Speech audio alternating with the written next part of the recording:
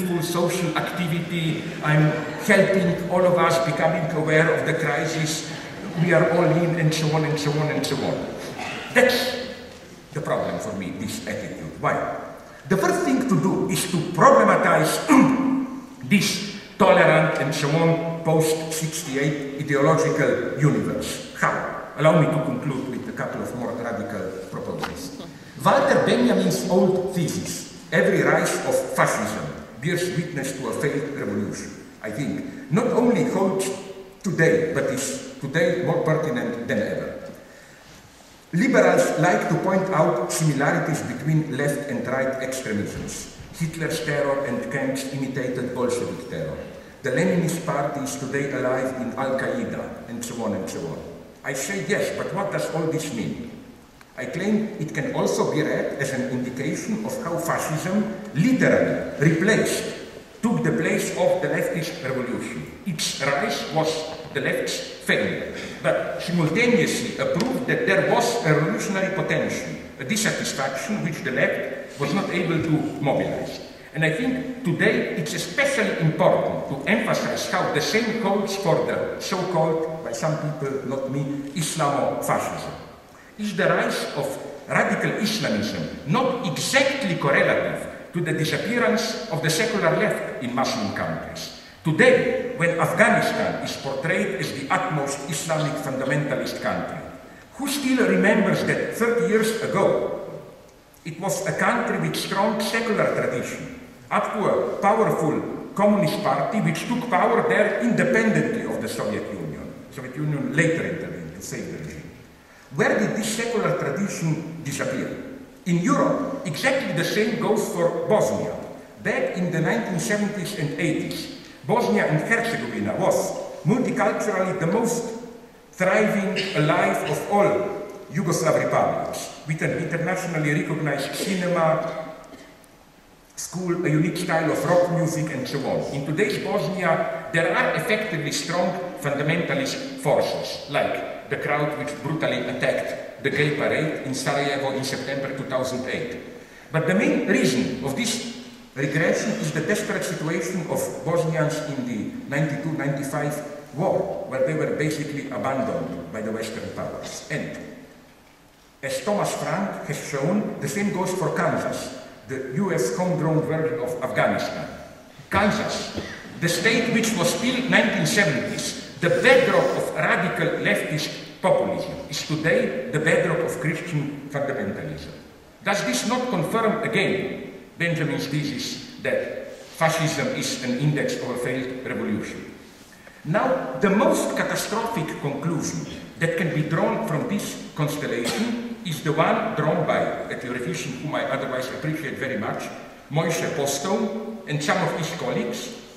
His thesis, to simplify it, is the following one. Since every crisis which opens up a space for radical left also gives rise to anti-Semitism or populist racism, it is better for us to support successful capitalism and hope there will be no crisis. Brought to its conclusion by, for example, Bernard-Henri Lévy, this reasoning implies that, and this is now Bernard-Henri Lévy's thesis, anti-capitalism is as such secretly anti-Semitic.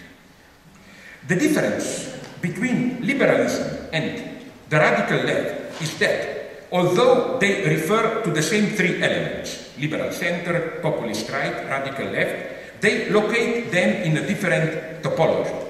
For the liberal center, radical left and right are the two forms of appearance of the same totalitarian excess. While for the left, the only true alternative is between itself, the left, and the liberal mainstream, with the populist radical right as nothing but the symptom of liberalism's inability to deal with the leftist threat. One should accomplish here a Hegelian step back and put in question the very measure from which fundamentalism appears in all its horror. Liberals, I think, have long ago lost their right to judge. What do I mean by this? Let me now conclude with a brutal example. The third wave, not third wave, like the sea. This is, maybe some of you know, a social experiment undertaken by history teacher Ron Jones at Caberly High School in Palo Alto, California, of course, in April 1967. Unable to explain to his students how Germans could obey Hitler and accept Holocaust, he decided to show this to them instead. So he started a movement called the Third Way and convinced his students that the movement is to, the goal of the movement is to eliminate democracy. Jones emphasized this main point of the movement in the motto: strength through discipline, strength through community, strength through action, strength through pride. On the fourth day, however, Jones decided to terminate the experiment because it was slipping out of his control. Students became increasingly involved in the project, fully identified with it. Their discipline and loyalty were astounding. Some of them even denounced to Jones some of their peers whom they suspected that they do not really fully believe in the project and so on. So, on the fourth day, Jones ordered his students to attend a rally at noon next day, where then, next day, instead of a televised address by the leader, the students were presented with a just empty TV screen, empty channel. After a few minutes of waiting, Jones announced that they have been part of an experiment in fascism and that they all willingly created a sense of superiority and trashing the enemy. So now you understand how Hitler did it. Now comes my result. If this is not now what I'm always expected to do, shocking and tasteless enough, then I don't know what to do. I'm more on the side of the students here. I sympathize with the students. In what sense? As expected, liberals were fascinated by the third wave, discerning in it the deep Lord of the Flies insight into how, beneath the civilized surface, we are all potentially fascists. The barbarian, sadistic beast is lurking in all of us, awaiting its opportunity. You know, liberals like this topic. Be careful, politically correct, watch over yourself, the beast is always waiting. But I claim, what if we shift the perspective a little bit and conceive the authoritarian personality which exploded here as the repressed obverse of the liberal open personality itself? One encounters the same ambiguity in the legendary study on authoritarian personality in which, as you all know, Adorno participated. The features of authoritarian personality are clearly opposed to the standard figure of open democratic personality. So the underlying dilemma is, and typically Adorno in the study avoids this crucial question: how is then the relationship between open democratic and authoritarian personality to be understood?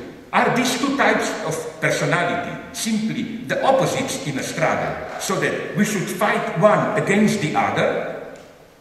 Or, in other words, which is the status of the scale of features which are the opposite of those which define the authoritarian personality?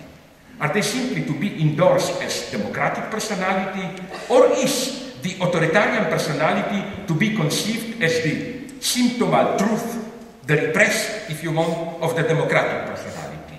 The view of more critical Marxists like Agamben, and the view towards which I think Adorno tends, but probably for politically opportunistic reasons which he is afraid to endorse it. Now, this is how we should read the liberal enthusiasm for the third wave phenomenon. The function of this experiment, I think, was to assert the struggle of liberal openness against the totalitarian closure as our fundamental struggle, and thus to obliterate their mutual complicity. The fact that totalitarianism is the return of the repressed of liberalism itself. This obliteration also enables us to condense fascism and communism into one and the same anti-liberal totalitarian figure, and thus to block the search for a third option. This is what I claim. In the same way you got it as the struggle between today's religious fundamentalism and liberal openness is not the true struggle. In the same way that I think this is a false opposition. Of course they are radically opposed. This is a big fight. But I claim it's kind of a vicious cycle. They are reproducing each other. The task is to see what is missing in this opposition. The opposition between